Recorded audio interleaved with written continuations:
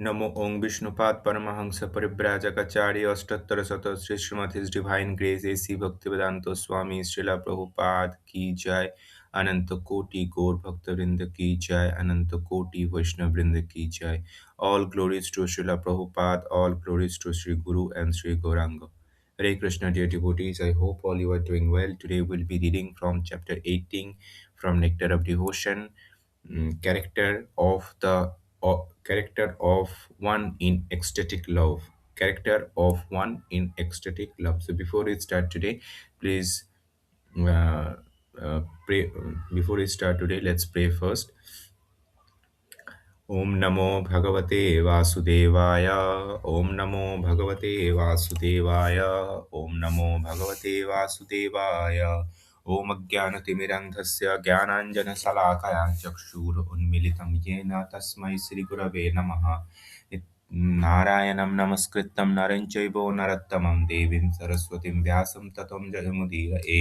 जय श्री कृष्ण चैतन्य प्रभु नित्यानंद श्री अद्वैत गदाधर श्रीवासदि गौर भक्त वृंद. नमो ओं विष्णुपादाय कृष्णपृष्ठाय भूतले श्रीमते भक्तिवेदांत स्वामिन्निति नामिने नमस्ते सरस्वते देवे गौरवाणी प्रचारिणे निर्विशेष शून्यवादी प्राश्चात्य देशतारिणे. हरे Krishna Krishna Krishna Hare Hare Hare Ram Ram Ram Hare Hare. So let's begin. Chapter 18, Character of One in Ecstatic Love. Rupa Goswami next described the characteristics of a person who has actually developed his ecstatic love for Krishna. The characteristics are as follows. He is always anxious to utilize his time in devotional service of the Lord. He does not like to be idle. He wants service always, 24 hours a day without deviation. He is always reserved and the preservant. He is always reserved and uh, perseverant. Sorry. He is always detached from all material attraction. He does not long for any material respect in return for his activity. He does not long for any material respect in return for his activity. He always certain that Krishna will bestow his mercy upon him. He is always very eager to serve the Lord faithfully. He is very much attached to the chanting of the holy name of the Lord. He is always eager to describe the transcendental quality of the Lord. He is very pleased to live in the place where the Lord pastimes are performed. Example Mathura, Vrindavan, Dwarika. Utilization of time. An unalloyed devotee who has developed ecstatic love for Krishna is always engaging his word in reciting prayer to the Lord.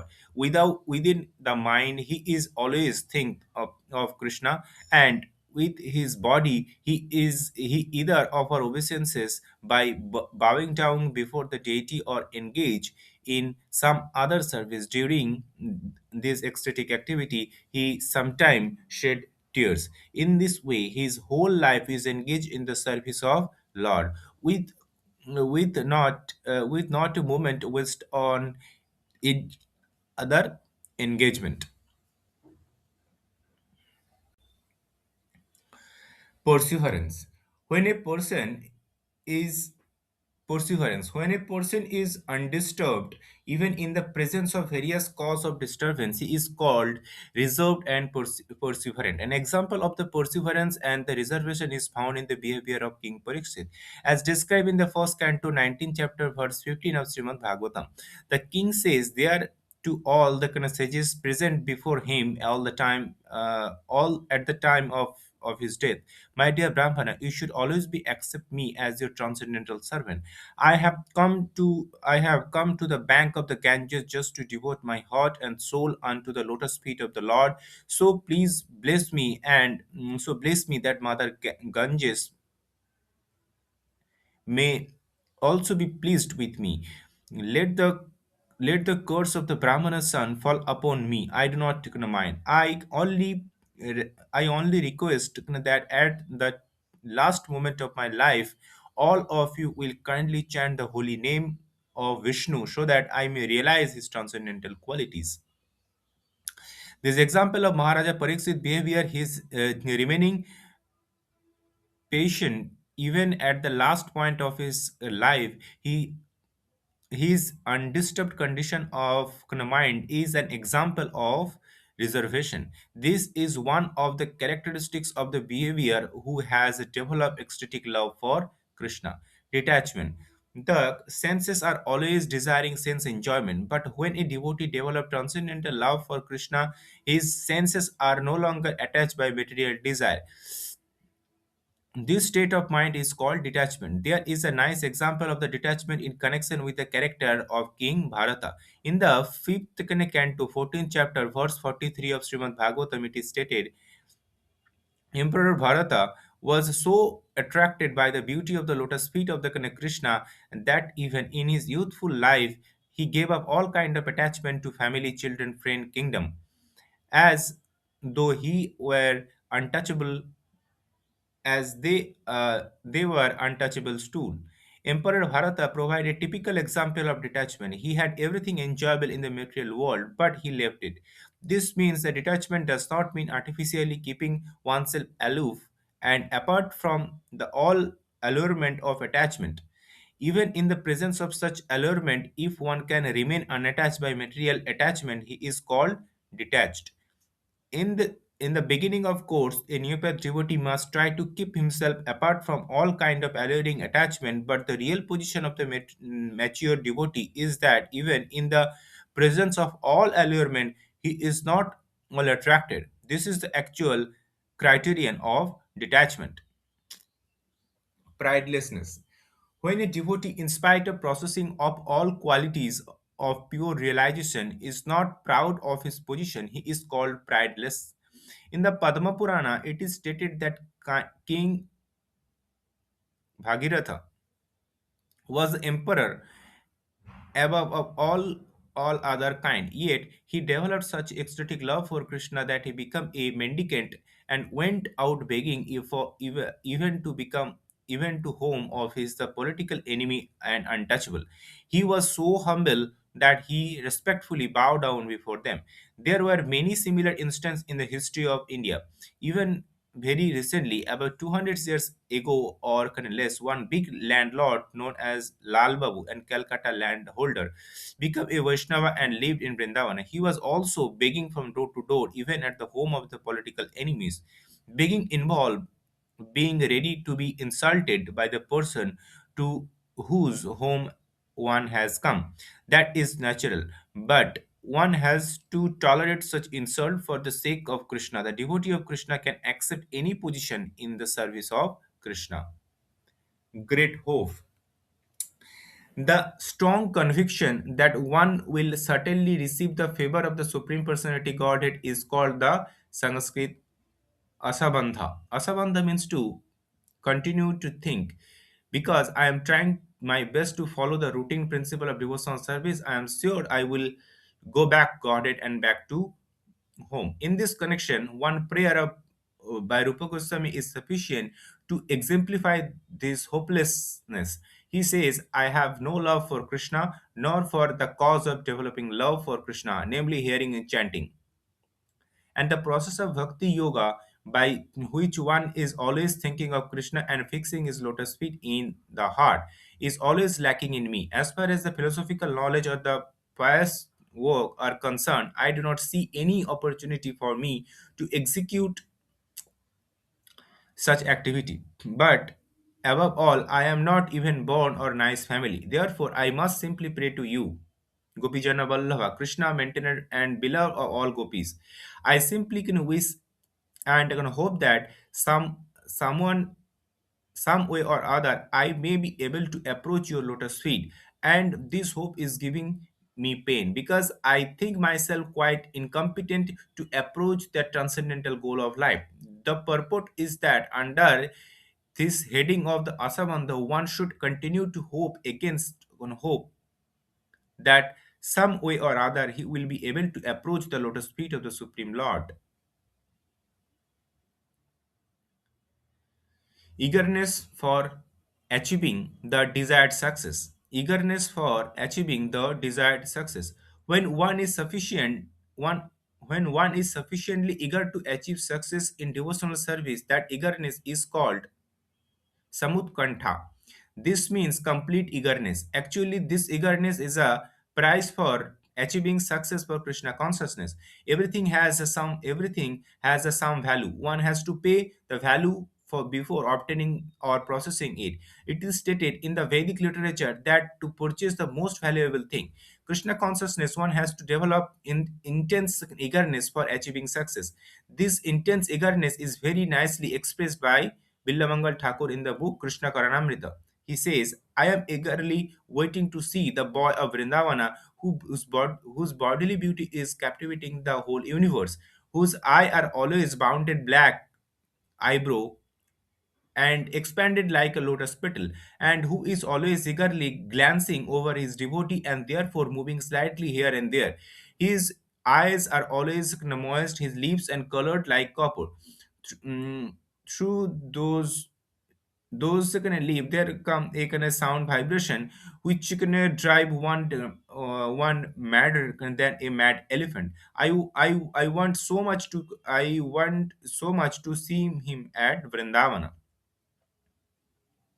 Attachment to chanting the holy name of the Lord. In the same Krishna Karanamrita, there is another statement about about the chanting of Radharani. It is said by one of the associate of Radharani, O Lord Govinda, the girl who is the daughter of King Vrishabhanu is now shedding tear, and she is anxiously chanting your holy name, Krishna, Krishna. Eagerness to describe the Lord transcendental quality. Attachment for chanting the glory of the Lord is also expressed in the Krishna Karanamrita as follows. What shall I do for Krishna, who is pleasing beyond all pleasurable connection, and who is a never then all restless boy? The idea of the Krishna's beauty activity is attracting my heart, and I do not know what can I do. The attraction for living in the place where the Krishna has his pastime. In the book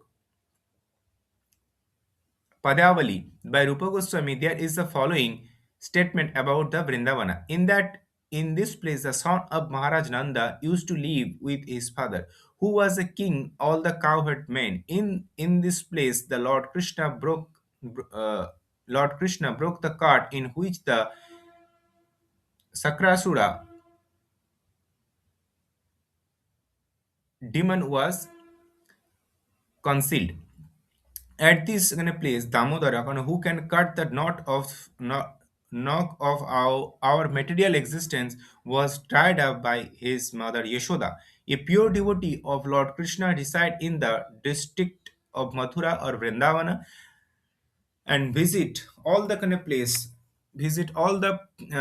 place where Krishna pastime were performed. At this scared place, Krishna displayed his childhood activity with cowherd boy and mother Yashoda. The system of the circumambulating all this place is still current among the devotee of Lord Krishna. And those coming to Mathura and Vrindavana always feel transcendental pleasure. Actually, in someone gonna go to the Vrindavana, he will immediately feel the separation from Krishna, who performed such nice activity when he was present there. Such attraction for remembering Krishna's activity is known as attachment for Krishna. There is impersonalist philosopher and the mystic.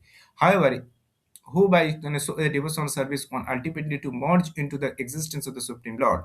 They sometimes try to imitate a pure devotee sentiment for visiting the holy place where Krishna had his pastime, but they simply have a view for salvation, and so their activity cannot be considered attachment. It is said by Rupa Goswami that attachment exhibited by the pure devotee for Krishna cannot possibly be performed in the heart or fruitive worker, karmi, or mental speculator because such attachment in pure Krishna consciousness is very rare and not possible to achieve even by many liberated person. As stated in the Bhagavad Gita, liberation from material contamination is a stage at which devotional service can be achieved. For a person who simply want to have liberation and to merge into the impersonal Brahmajyoti, attachment to Krishna is not possible to acquire. This attachment is very confidentially kept by Krishna, is bestowed only upon pure devotee. Even ordinary person cannot have such pure attachment for Krishna. Therefore, how is it possible for success to be achieved by a person whose heart are contaminated by the action and reaction of fruity worker, and who are entangled by various type of material speculation? There are so there are many so-called devotees who artificially can think of Krishna's pastime known as a Astakaliya Lila. Sometimes there are many so-called devotees who artificially think of Krishna's pastime known as Astakaliya Lila. Sometimes one may artificially imitate this and pretending that Krishna is talking with him in form of a boy, or else one may pretend that Radharani and Krishna both have come to him and talking with him. Such characteristics are sometimes exhibited by the impersonalist class of men, and they are captivated some innocent person who have no knowledge in the science of devotional service. However, as soon as an experienced devotee see all of this caricature, he can immediately elevate such rascaldom. If such a pretender is sometimes seen processing imitative attachment to Krishna, that will not be accepted as a real attachment. It may be can I said, however, that such attachment gives the pretender hope that he may eventually rise onto the actual platform or pure devotional service. This imitative attachment can be divided into two headings, namely shadow attachment and the para transcendental attachment. If someone without undergoing the regulative principle of devotional service or without being guided by the bona fide spiritual master, so such imitative attachment is called the shadow attachment. Sometimes it is found that a person actually attached to the material enjoyment or salvation has a good fortune to associate with a pure devotee while they engage in chanting the holy name of the Lord. By the good grace of the Lord, one may also cooperate and join in the kind of chanting at the time simply by the association with such pure devotee.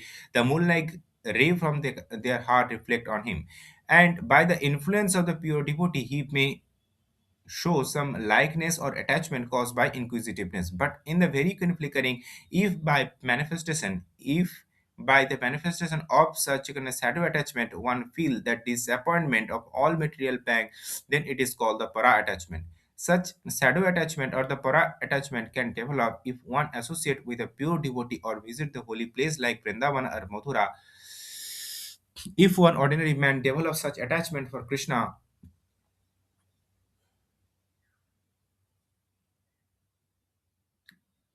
and fortunately perform devotional activity in the association of the pure devotee, he can also rise to the platform of the pure devotional service. The conclusion is that transcendental attachment is so powerful that if such attachment is seen manifested even the some common man by the association of the pure devotee, it can bring one to the in the perfectional stage. But such attachment for Krishna cannot be invoked in a person without being sufficiently blessed by the association of pure devotee. As attachment can be invoked by the association of pure devotees, so attachment can also be extinguished by offenses committed at the lotus feet of the pure devotee. To be more clear, by the association of the pure devotee attached for Krishna can be aroused, but if one commit offense at the lotus feet of the devotee, one's shadow attachment or the para attachment can be extinguished. This extinguishing is like the waning of the full moon, which gradually can decrease and at least it can become dark. One should therefore be very careful while associating with a pure devotee to guard against committing an offense at their lotus feet. Transcendental attachment, either shadow or para, can be nullified by different degree of offense at the lotus feet of the pure devotee. If the offense is very serious, then one attachment becomes almost nil. If the offense is not very kind of serious, one attachment can become second class or third class. If someone become attached to the kind of principle of salvation or to merging into the existence of the Brahmajyoti, his ecstasy gradually diminish into the shadow and para attachment, or else transform into the principle of the aparadha.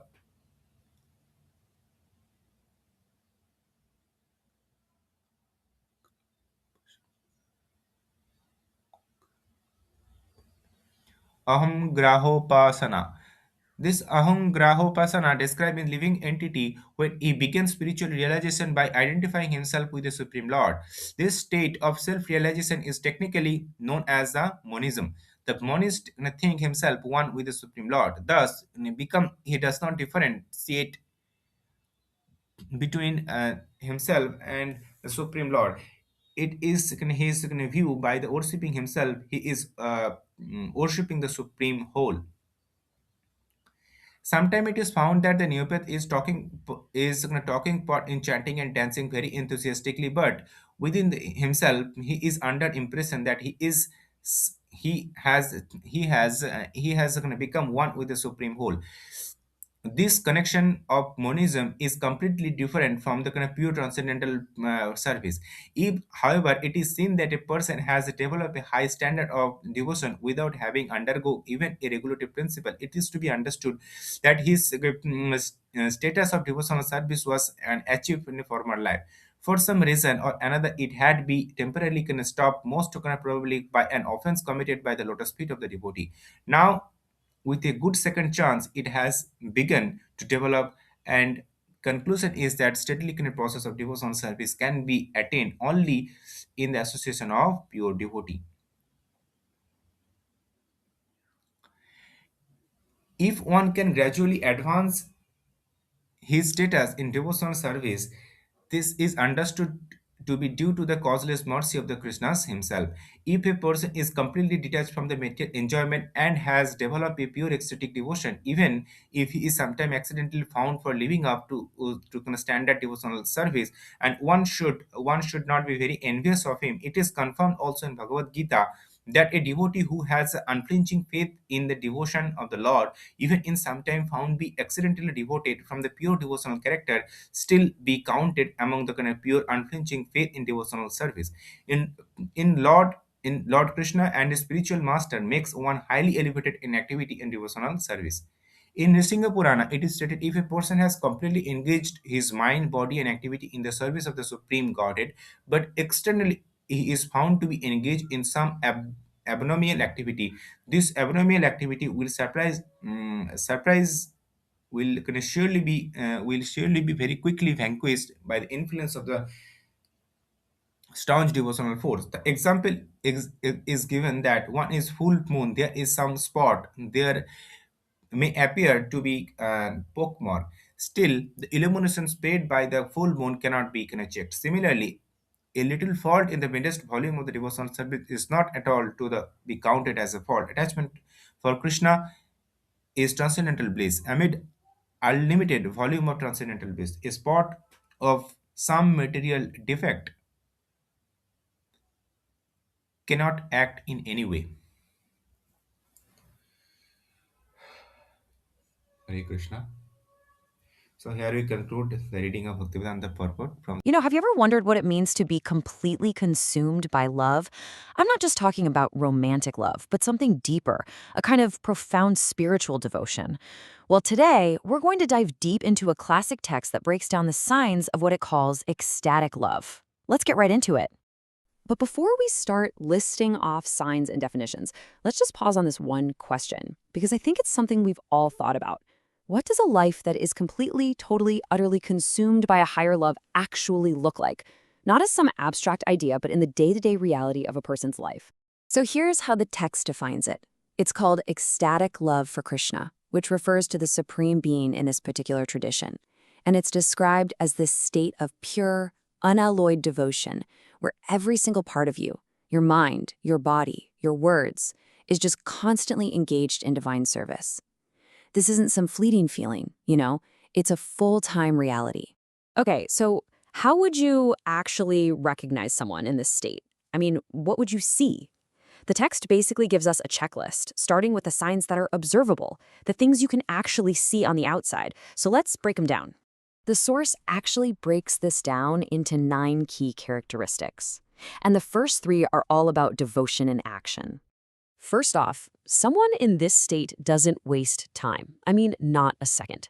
They're constantly, anxiously even, looking for ways to serve. And they're not just going through the motions. They are genuinely eager to do it. Plus, they find this deep, profound joy in practices like chanting. All right, so the next three signs shift from outer actions to the inner mindset. This person is described as reserved and perseverant, which means they stay steady even when everything around them is chaos. They're detached from material things, but also, and this is so important, they have this unshakable certainty that they're going to receive divine mercy. No doubts. And the final three signs? Well, they get to the very spirit of the thing. This person isn't looking for any kind of personal reward or respect for what they do. No, their joy comes from something else entirely, from describing the qualities of the divine and from being in sacred places that are connected to those divine activities. So those are the signs you might see on the outside. But honestly, the really fascinating part is the internal transformation. And the text uses some incredibly powerful stories to show us what this actually feels like on the inside. Let's start with perseverance. The text tells the story of King Parikshit, a super powerful ruler who was suddenly cursed to die in just 7 days. Now, for most of us, that would be absolutely terrifying, right? But for him, it was an opportunity. I mean, just look at his reaction here. He basically says, yeah, let the curse happen, I don't mind. His only request is to hear the chanting of holy names as he dies. That incredible calm, that focus in the face of death, that's presented as a key sign of this ecstatic love. Next up is detachment. And this isn't just about giving stuff up. It's about being totally free from its allure, even when you're surrounded by it. The source uses the example of Emperor Bharata, a man who had everything, immense wealth, a family, a whole kingdom. And wow, this quote just shows the sheer depth of that detachment. The text uses this incredibly strong, even shocking language, comparing his kingdom and family to untouchable stools, to show that his attraction to the divine was so overwhelmingly powerful, it just made everything else in the material world seem completely and utterly insignificant. And finally, let's look at pridelessness. For this, the text gives us the example of King Bhagirath, who was an emperor described as being above all other kings. I mean, you'd expect a person with that kind of status to have a little bit of pride, right? But look at what he did. Out of this pure ecstatic love, he became a beggar. And he didn't just go to his friends' houses, he went to the homes of his political enemies, and even to people who were considered untouchable at the time. And get this, he didn't just ask for food, he respectfully bowed down before them.